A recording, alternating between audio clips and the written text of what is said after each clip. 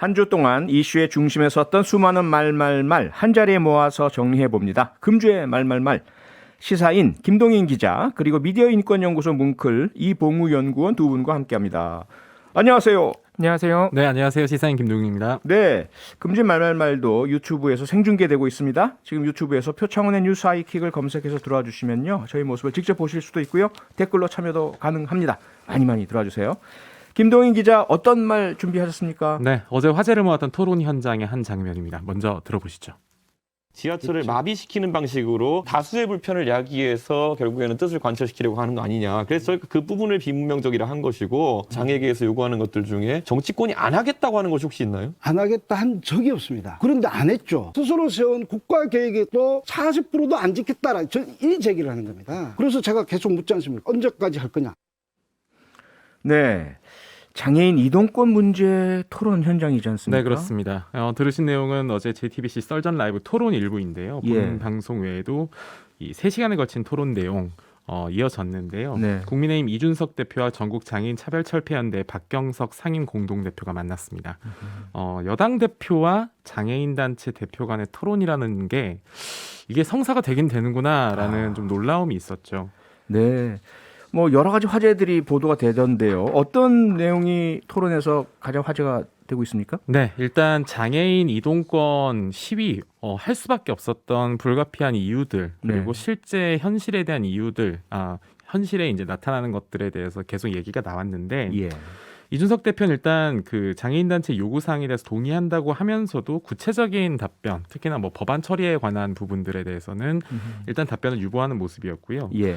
그리고 이 그 장애인 출근길 시위가 과연 어떻게 지금 전개되었고 어떤 이유로 진행되었는가에 대해서 이제 장애인 단체의 입장을 좀 계속 말씀을 해주셨는데, 네. 토론이 오가는 과정에서 어떤 태도 논란이 가장 크게 좀 불거졌습니다. 태도 논란이요. 네, 특히 가령 이준석 대표가 했던 표현들 중에서 이 몇 가지 좀 논란이 됐었던, 특히 소셜 미디어에서 논란이 됐었던 말 중에 하나는 예. 뭐 볼모라는 표현이 불편하면 뭐가 적절한 거냐 이렇게 되묻는다거나, 혹은 뭐 악플이 싫은 거냐 혐오가 싫은 거냐 이렇게 묻는다든가, 네. 이런 어떤 질문들과 토론하는 방식들에 대해서 사람들이 좀 여러 가지 그 비판들이 좀 쏟아졌는데요. 네. 혹시 뭐 토론 짧게라도 좀 보셨다면 두 분은 좀 어떤 장면들 좀 기억에 나시는지 혹시 좀 물어보고 싶네요. 이봉 연구원 어떤 게 제일 기억에 남으세요? 예, 저도 방금 김동인 기자 말씀하신 부분들에 뭐 비슷하게 다 느꼈고요. 예. 사실 토론 시작되기 전부터 저는 이 토론의 주제가 과연 뭘까?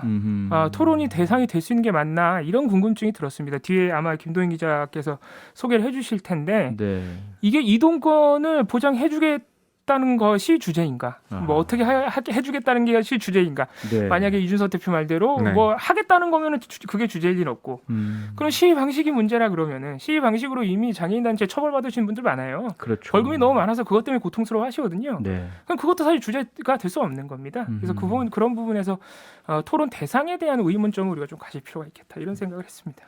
저는 개인적으로 늘 가장 좀 불편하고 가슴 아픈 거는 피해자 탓을 하는, 혹은 피해자 원인론을 제기하실 때 좀 어느 상황이든 가슴이 아파요. 네. 특히 물론 논리적으로 합리적으로 그런 주장을 할 수는 있지만, 사실상 인간은 누구나 완전하지 않아서 실수를 할 수도 있고 잘못 판단할 수도 있거든요. 그런데 특히 뭐 사망 같은 피해를 입으셨을 때는 그것을 그 사망한 분의 뭐 과실이나 원인을 따져 나가는 것 자체가 물론 꼭 뭐 법적인 책임을 위해서, 보험 등을 위해서 해야 되는 조사라면 그렇게 해야 되겠지만, 대중 앞에서 하는 그런 공개 토론에서 그런 이야기를 한다는 것은 사실을 떠나서 대단히 불편하거든요. 그렇죠. 근데 그 부분이 저는 가장 가슴이 아팠습니다. 그런 여러 가지 논박들이 지금 이 토론 안에서 표출된 것도 있지만, 이 네. 토론을 둘러싼 사회적 논의에서 많이 표출되는 것 같습니다. 그렇죠. 그러니까 토론 내용도 그런데 지금 말씀하신 것처럼 토론 자체 한번 우리가 되짚어 볼 필요가 있지 않느냐라는 그런 말씀들 많으시더라고요. 네. 과연 이 자체가 토론해야 할 사안인가? 네. 그리고 이 두 분이 과연 토론을 하는 적절한 당사자들인가? 네. 그리고 마치 이게 무슨 승자와 패자가 나뉜 토론이 네. 맞는가? 그러니까요. 그런 것들인데요. 이와 예. 관련해서 먼저 좀 김혜지 국민의힘 의원의 말을 좀 다시 한번 들어보겠습니다. 이게 불법 합법이냐를 따지기 이전에 과연 사람의 기본 권리가 토론의 주제가 되는 게 맞는가에 대한 좀 고찰이 필요합니다. 아무도 거기에 대한 이의제기를 하지 않더군요. 네, 김예지 의원 네. 특히 장애인 이동권 시위 현장 직접 찾았었고 본인도 시각 장애인이고 네. 그 안내 견과 함께 찾아서 많은 분의 관심 그렇습니다. 있었죠. 굉장히 이 말씀 속에 중요한 본질이 있는 것 같습니다. 네. 특히나 이 말씀 속에서 정치란 과연 무엇이고 정치인이 해야 되는 역할은 무엇인가라는 것들을 좀 되짚어보게 됩니다. 예, 이 장애인 이동권이라는 것 자체가 어떤 제도적인 틀, 그러니까 사회적 갈등을 우리가 제도 안에서 해결하는 게 사실 정치의 역할이잖아요. 그렇죠. 그런데 그럼 정치인이면은 보통 이 뭐랄까요? 어떤 그 사안에 대해서 일단 경청하고 그 부분에 대해서 우리가 좀 이런 식으로 해결해 보겠다라는 것을 먼저 얘기해야 되는데 그렇지 못했다. 이준석 대표 같은 경우는 그렇지 못했다라는 지점들이 좀 비판을 받고 있고 예, 뭐 불편하다. 뭐 이건 장혜영 의원이 한번 지적한 부분이긴 한데 네, 불편하다라고 시민들은 말할 수 있어요. 네, 네. 그렇죠. 예, 예. 그런데 정치인이 나서서 불편 자체에 주목하는 것은 실격이다라는 말을 했더라고요.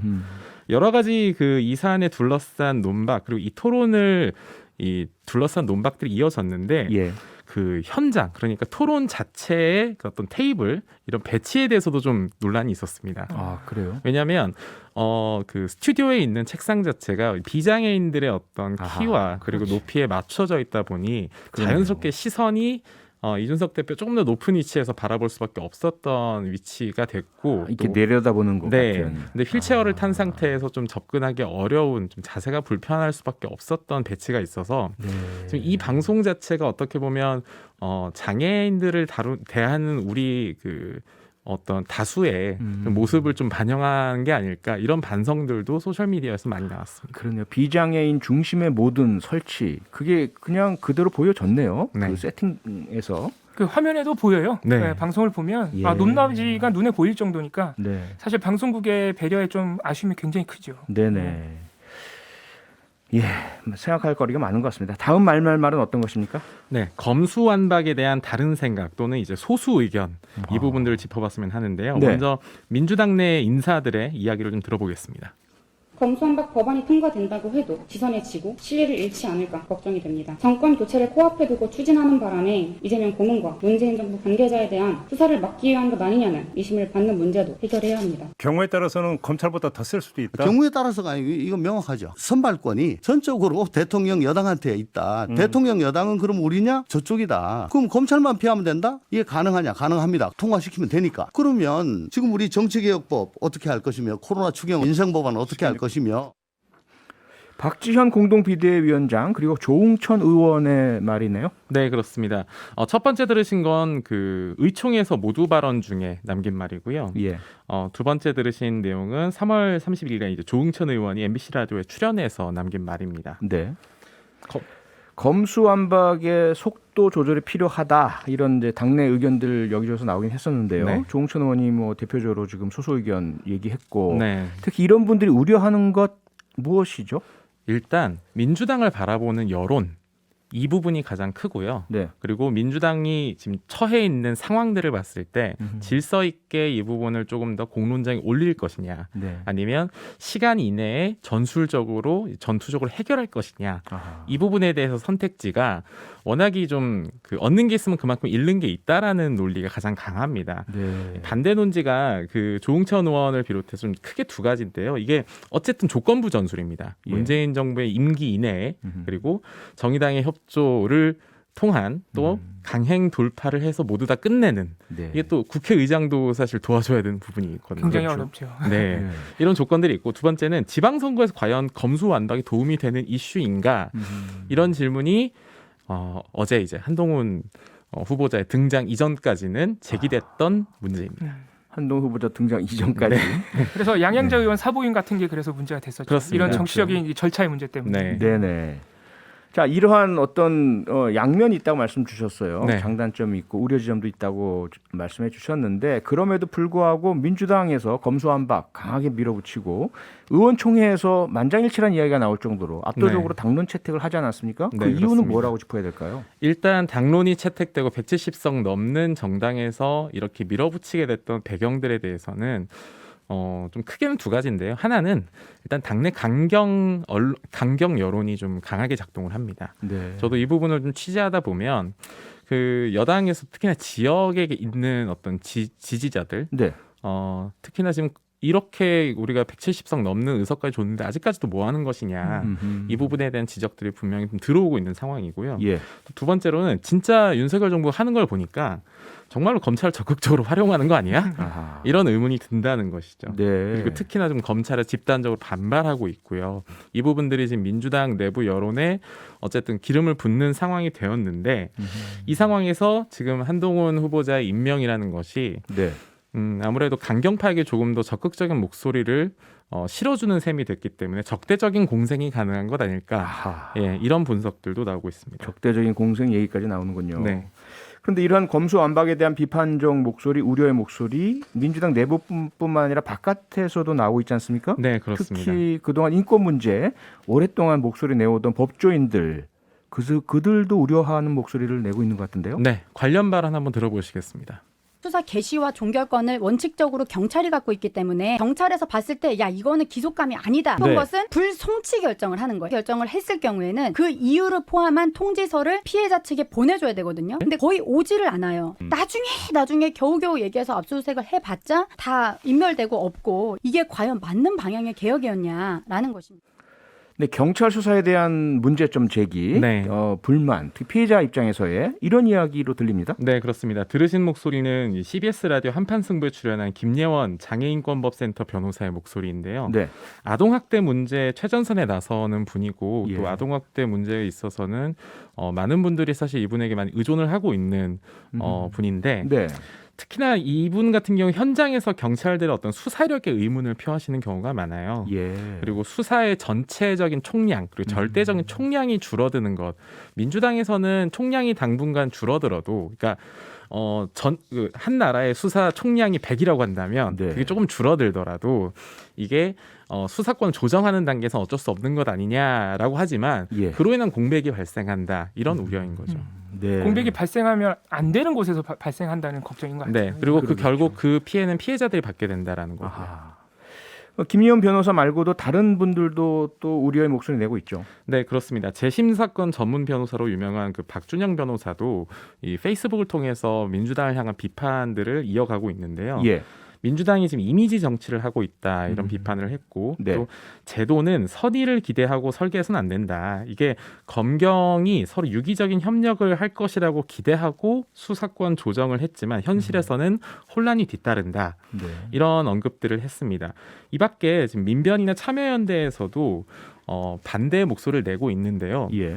하지만 이 현실적인 사안 때문에 반대 목소리를 내시는 분들, 이분들의 목소리는 어쨌든 주변에 있는 피해자들을 향해 있잖아요. 네.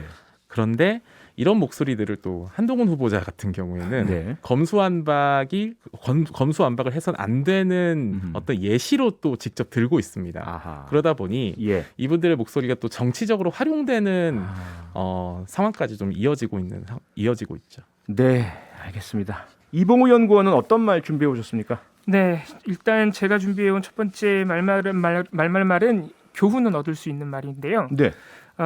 윤석열 대통령 당선인도 쉽게 볼 수 있도록 언론이 보도를 많이 해줬으면 좋겠다라는 교훈을 얻을 수 있는 말입니다. 예.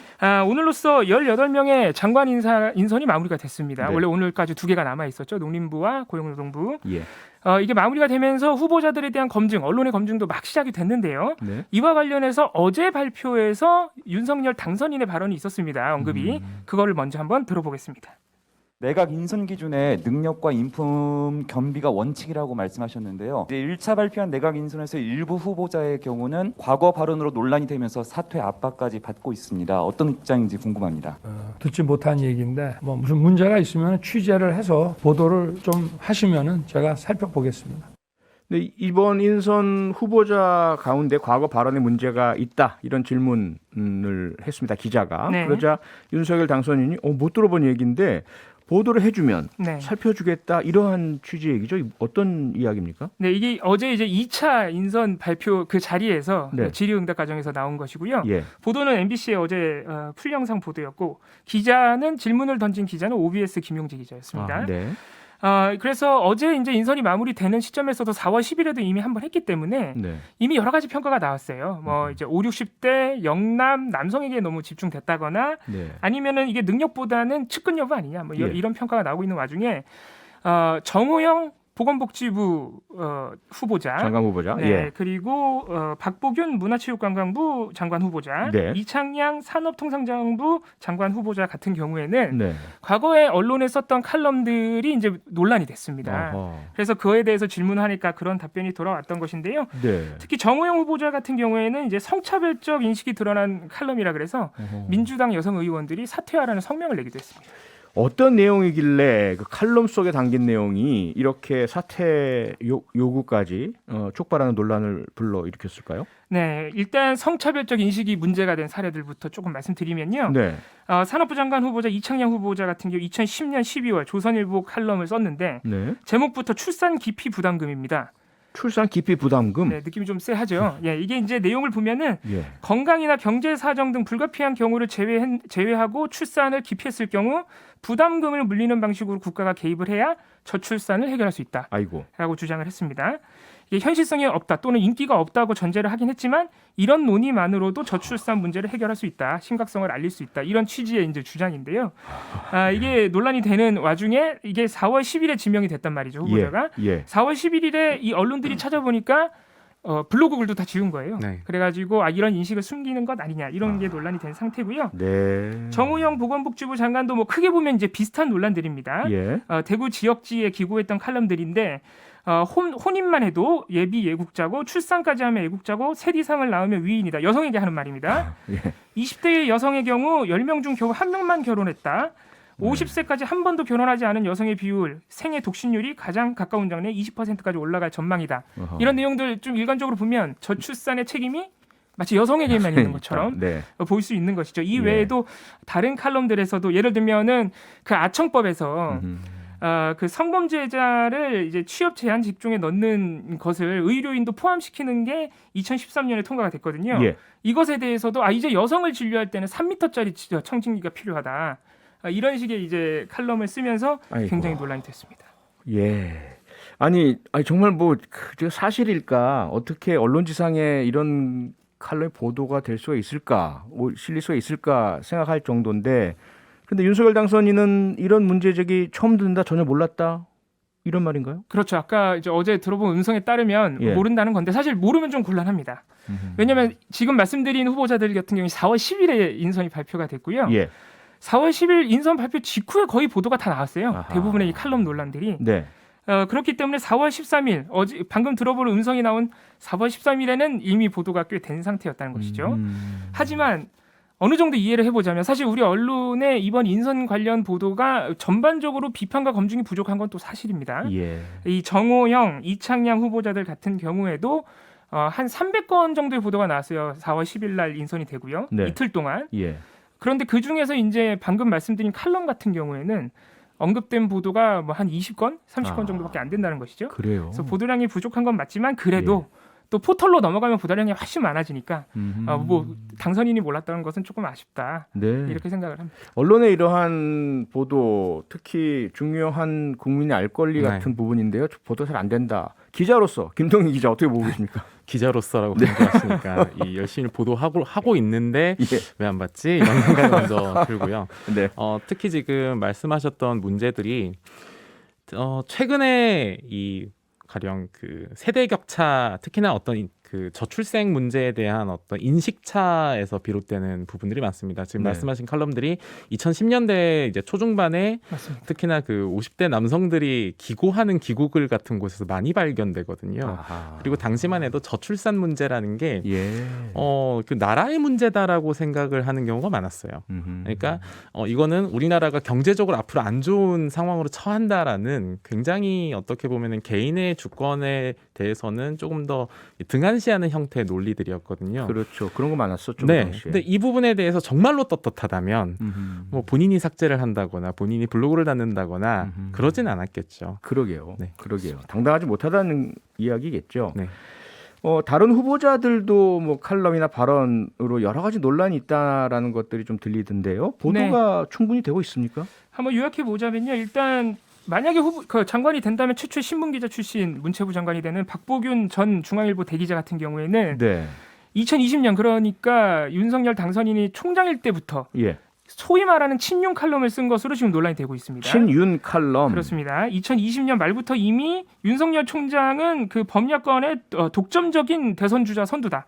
이런 식의 칼럼들을 썼었고요. 예. 또 2019년에는 전두환 씨에 대해서 옹호하는 칼럼, 뭐 리더십의 바탕은 의리다. 뭐 이런 식으로 옹호하는 칼럼을 써서 계속해서 논란이 되고 있는데 예. 이런 부분들도 우리 언론 보도가 그렇게 또 많지는 않아요. 그래서 제가 아까 말씀드린 대로 네. 당선인도 볼 수 있도록 언론이 지금도 보도해 주셨지만 더 많이 해주셨으면 좋겠다 이런 생각하는 겁니다. 네, 저희 잠시 광고 듣고 다녀와서 계속 이어가겠습니다. 금주의 말말말. 이봉우 연구원이 선정한 말말말 중에 특히 윤석열 내각의 장관 후보자들이 과거에 썼던 칼럼들의 문제들을 짚어주고 계셨었는데요. 박보균 문체부 장관 후보자의 그 친윤 칼럼 그리고 전두환 심지어 옹호 칼럼까지 있었다는 것까지 네. 이야기를 주셨어요. 예. 조금 더 자세히 말씀드리면 예. 2019년 3월에 나온 칼럼인데 네. 이것만 하고 다음 주제로 넘어가겠습니다. 네. 그때 당시에 전두환 씨가 그 예. 사자명예훼손 재판 중이었어요. 그리고 2019년이면은 그 5.18 광주 민주화운동 당시 신군부의 이제 여러 가지 그 탄압과 네. 계획에 대한 이제 증거에 대한 취재들도 언론에서 이루어지고 이런 시점이라서 그렇죠. 중앙일보 사설도 그때는 신군부가 결국에는 한 거 아니냐 네네. 그 발포를 예. 책임져야 된다 이런 식으로 나왔는데 예. 같은 중앙일보의 박보균 후보자가 쓴 칼럼에서는 네. 전두환 리더십은 의리다. 29만 원 논란은 혐오다. 조롱받기는 순환의 형태다. 이런 식으로 전두환 씨를 이제 옹호했던 형식이었죠. 아이고 참 그렇네요. 네, 마지막 말말말 살펴보죠. 어떤 겁니까? 네, 텅 빈 국회에 퍼진 메아리. 실제로 우리 언론에서 나왔던 우리 국회를 향한 비판 키워드인데요. 예. 어떤 것이냐면요. 지금 러시아의 우크라이나 침공이 거의 2달째로 접어들고 있고 민간인 학살까지 벌어져서 전 세계가 충격인데 그렇죠. 4월 11일에 우크라이나 볼로디미르 젤렌스키 대통령이 한국 국회에서 화상 연설을 했습니다. 네. 지금 이 상황에서 우리 국회가 비판에 직면한 것인데 먼저 어떤 발언을 했는지 MBC 보도 통해서 들어보겠습니다. 수많은 우크라이나 도시들이 러시아의 공격을 받고 있습니다. 미국 의회에선 9.11 테러를, 영국 의회에서 2차 대전의 역사를 상기시키며 호응을 이끌었던 젤렌스키는 한국도 6.25 전쟁을 국제사회의 도움으로 이겨낸 경험이 있다고 호소했습니다. 특히 군사 장비를 지원해달라며 한국에 무기 지원을 공식 요청했습니다. 러시아에 맞설 수 있도록 대한민국에서 도와주시면 감사하겠습니다. 정말 절박한 호소인데요. 그런데 제목이 텅 빈 국회에 퍼진 메아리 너무 부끄럽습니다. 예, 텅 비었다는 얘기겠죠. 예. 예, 일단 젤렌스키 대통령은 전 세계에서 24번째로 한국 국회에 화상 연설했고요. 예. 15분간 지원과 연대를 호소했는데 그래서 통역사도 울먹였다 뭐 이런 기사 보셨을 겁니다. 네네, 네. 그렇죠. 그런 상황이었는데 정작 한국 국회의원 300명 중에 50여 명 참석을 했고요. 예. 박병석 의장 등 의장단도 안 왔다고 합니다. 다만 이준석 대표, 박지원 윤호중 공동비대위원장, 여영국 정의당 대표 등 여야 대표단은 일단 왔는데요. 네. 하지만 일부 의원들 졸거나 휴대폰을 하는 모습이 포착이 돼서 사진이 찍혔고요. 거의 눕다시피 앉은 의원도 있었다고 합니다. 연설이 이뤄진 장소도 본회의장이 아니라 국회 도서관 대강당이었고요. 네. 이런 모습들 때문에 국회 대강당 본회의장 심지어는 영국은 하원 회의장을 최초로 다른 나라 국회 정상에게 내줄 정도로 네네. 그렇게 화상 연설을 했었고 수백 명의 의원 다수가 참여해서 자리도 없었다고 합니다. 다른 나라들은. 계속해서 저희들 보도에서 봤잖아요. 네. 이 외신 보도에서. 그래서 많이 대조 비판을 받고 있습니다. 정말 부끄러운데 지금 말씀해 주신 것처럼 왜 장소가 본회의장이 아니고요? 국회 도서관이었을까요? 그리고 국회의원들 300명 중에 뭐 10여 명밖에 안 왔다? 왜 이렇게 된 겁니까? 네, 일단 국회에서 나온 해명을 보면요. 예. 일단 국회 차원에서 잡은 행사가 아니고요. 국회 상임위, 외교통일위원회 주관하는 행사였기 때문에 그래서 다른 상임위 의원들은 못 왔다는 겁니다. 예. 그리고 국회 본회의장에는 화상통화 프로그램을 이용할 시스템이 안 되어 있어서 사실 지난달부터 계속 연설 요청이 왔는데 거부하고 있었대요. 아하. 그래서 이번에도 어쩔 수 없이 도서관으로 했다는 것이죠. 네. 제가 두 분께 여쭤보고 싶은 것은 과연 이게 변명이 될 것이냐. 다른 상임이라서 안 왔다. 본회의장에 시스템이 안 돼 있다. 이걸 우리가 어떻게 변명으로 받아들여야 될까요? 제가 뭐 현직이라면 정말 뭐 죄송하다고 깊이 사죄의 말씀을 드리고 싶지만 현직이 아니라서 과거 경험에 비춰본다면 변명이 안 되죠. 안 되고요. 가장 부끄러운 모습 제가 책에도 썼지만 대한민국 국회의원들 24시간 365일 바쁩니다. 그런데 왜 바쁠까를 들여다보면 가장 많은 것들이 지역구 챙기기. 예. 앞으로 지방선거 다가오니까 지방선거에 특히 뭐 출마 예정자들이라든지 그런 지역구 내 정리라든지 이런 부분들 때문에 가장 바쁘실 거고요. 네. 두 번째로 바쁜 것이 지역구 현안 해결을 위한 로비. 네. 부처 장차관 국장들 만난다든지 네. 이런 것들 아니면 후원하는 그런 유력 인사들 만나고 이런 것들이 가장 바쁘신 거라서 아니 지금 전 세계가 주목하고 있는 참상 그 마리오폴이라든지 키이우에서 벌어지는 그 참상들 우리가 보면서 얼마나 가슴이 아파요. 맨날 과거 우리 한국 전쟁 얘기하고 그렇습니다. 또 일제 감정 얘기하면서 그분들의 참상 앞에서 우리가 도와드리진 못할 망정 그 절박한 호소를 앉아서 듣기라도 해줘야 될 거 아닙니까? 네. 어떤 변명도 안 된다고 저는 생각합니다. 국회의원 다른 나라 국회의원들은 수백 명이 다 왔다는 거거든요. 그런 측면에서는 좀 변명의 여지가 없어 보입니다. 네. 예. 안타까운 마음으로 마무리해야 되겠네요. 금주의 말말말 김동인 기자, 이봉우 연구원 두 분과 함께했습니다. 두 분 고맙습니다. 감사합니다. 네, 고맙습니다. 평일 저녁 6시 5분에 여러분을 찾아갑니다.